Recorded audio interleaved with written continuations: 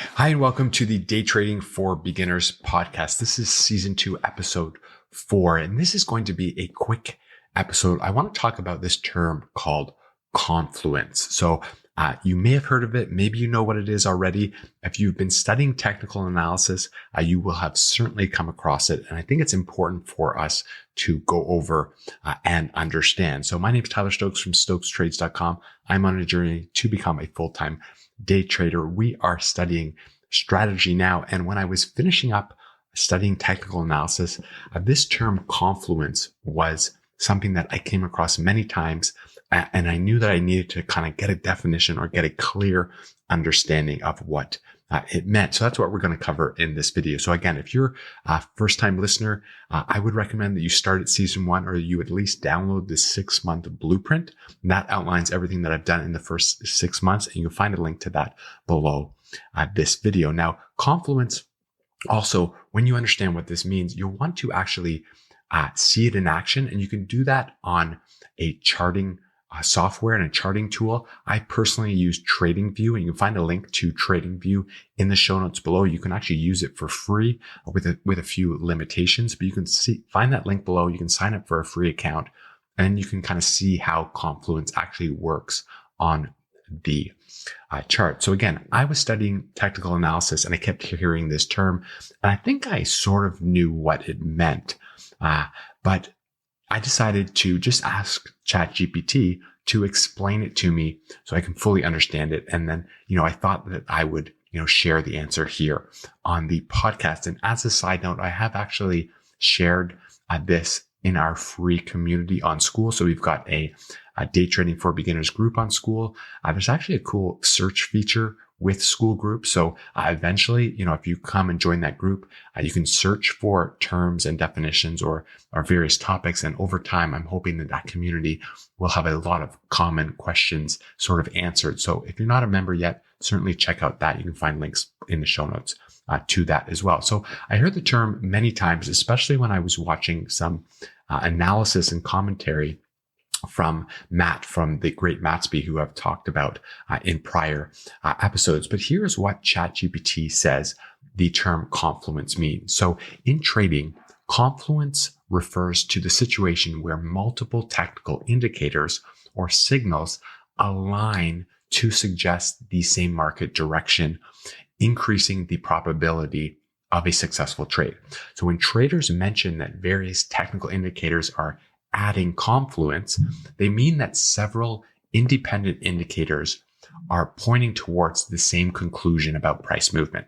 So this alignment of multiple indicators provides, a stronger signal than any single indicator alone, giving you more confidence in the decisions that you're going to make. So you've probably heard, many people say don't use the Bollinger Bands alone. Use it with other technical tools to gain confluence, or don't just trade using a single technical indicator. You might want to gain confluence from various indicators for a greater probability that a trade will go a certain way. So just some examples here of how confluence works with some the common technical indicators. And again, some traders use these technical indicators, others don't, but we'll just kind of go over some examples. So for moving averages, if the price is above, say, the 50-day and the 200-day moving averages, this can be a sign that the trend is upward. And then if additionally, the shorter moving averages crosses above the longer moving average, so the 50-day crosses above the 200-day, that's often seen as another bullish signal, a golden cross. So, those two things together can be confluence that you are in an uptrend. Support and resistance levels. So if the price, breaks through a resistance level, and at the same time, other indicators also are signaling a bullish trend, this is, a simple example of confluence in this idea that price is going to continue to rise. The MACD, the moving average convergence divergence tool that some traders use, if the MACD line crosses above the signal line, this occurs at the same time with price moving maybe above a key moving average. Again, those things add confluence. The outlook is bullish, and maybe the probabilities are higher that it will continue that way. You keep going on and on and on. Volume. So if an increase in trading volume accompanying a price move, that can add confluence.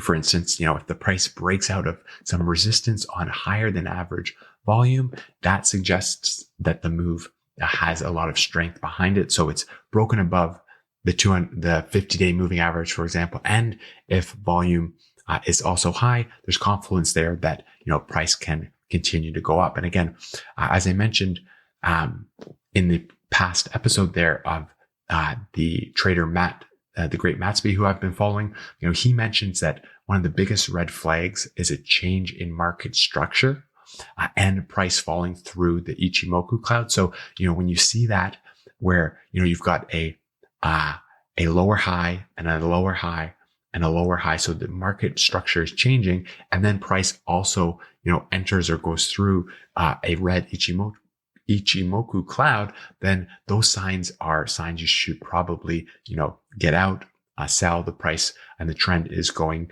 down. And there are many charts where you can sort of confirm that that confluence is certainly a big red flag signal. So there are many instances where, various tools align. And when confluence is created, it's just something that you should be looking for in generally within your trading strategy. And I'm sure when you go out and study various strategies, they will all mention this, that confluence within indicators is very important. So when things, when these various indicators or signals, they line up, you as a trader, you will see this as confluence, which suggests a higher likelihood of the predicted price movement to occur. So relying on multiple sources of confirmation helps to reduce the risk of false signals. And I think that any sort of strategy is probably going to recommend that to you. So again, this episode, just a short one, confluence, very important to understand what it is, especially, when you're going and you're analyzing various things through technical analysis. And I'm sure that, any trading strategy that you end up adopting will certainly recommend this. It's important. So I wanted to just give you a heads up that, it was something that I kept hearing over and over, and I really needed to understand exactly what it was. So short episode this week. Thanks so much for listening. In the next week, we're going to continue to share that journey through the wiki, which is the main strategy that we are following right now. So I look forward to sharing my progress through that document. And again, if you haven't downloaded it yourself, or, you'd like to grab a copy, it's free and it's from the Real Day Trading Reddit group. And I will include a link in the show notes below. So thanks a lot for listening, and we will talk to you in the next episode.